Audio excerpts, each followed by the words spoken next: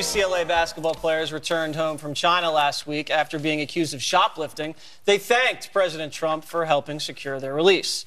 The father of one of them, however, isn't as grateful. When asked about the president's involvement by ESPN, LeVar Ball said, "Who? What was he over there for? Everybody wants to make it seem like he helped me out. If you went to visit them in jail, then I would say thank you." That didn't go over well with the president. In a pair of tweets he wrote, "Now that the three basketball players are out of China and saved from years in jail, LeVar Ball, the father of LiAngelo, is unaccepting of what I did for his son and that shoplifting is no big deal. I should have left them in jail." Of course, some critics went wild over that. The White House says, settle down. The president was speaking rhetorically. Look, the president it was a rhetorical response to a criticism by the father. Again, I think the president was happy to see the release of these individuals and have them back in the United States. Now, was the president saying these three players really should have rotted in prison in China? No, right? This is him. He gets maximum, explosion from minimum effort.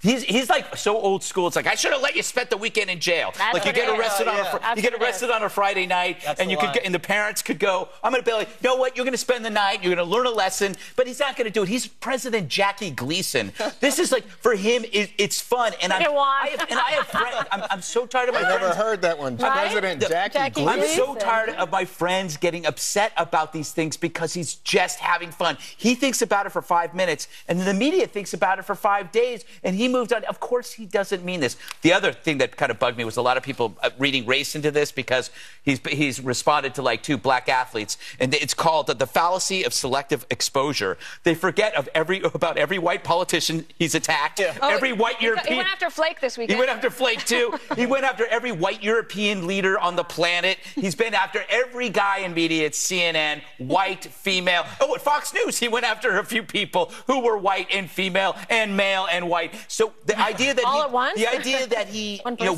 goes after the father of this basketball player or Lynch because they're black, that's a selective exposure fallacy, and you got to let go of it because it's dishonest. And Juan, everybody hates the father of Ball. This guy's the biggest troll. No one takes him seriously. He's kind of a joke. Shaq hates him. He's going after Michael Jordan. He's a troll. This is what he does. That's the standard. He trolled the president of the United States, and Trump hit back.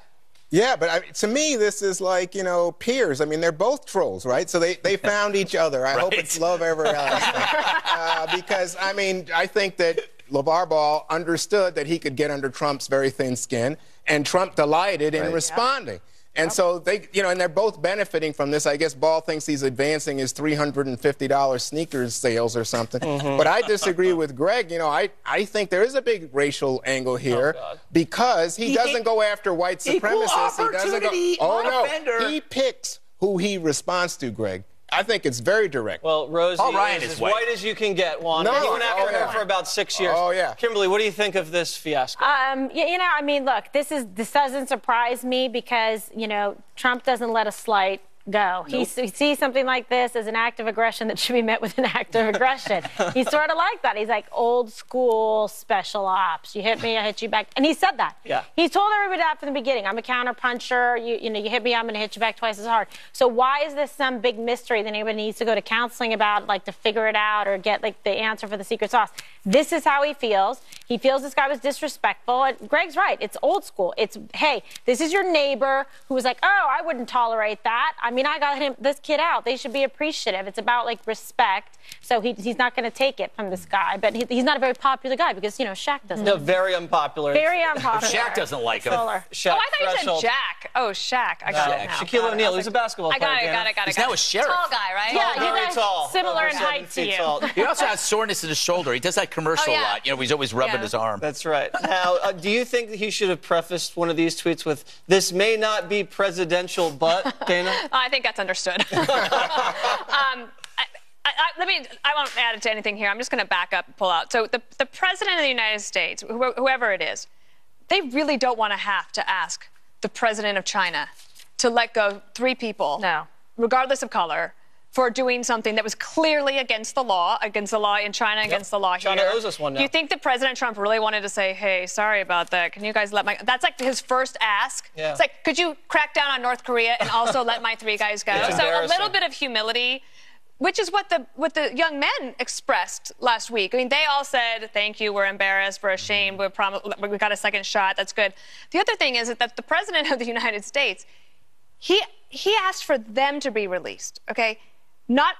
There wasn't a big exposure for people who are being held by China for no reason at all and are having their human rights violated. They got special treatment. And so these guys definitely did. So in terms of like a little exposure, but when it comes to the tweet, like, my rule is take the high road and let somebody else fight your battles for you. I can't reach the high road.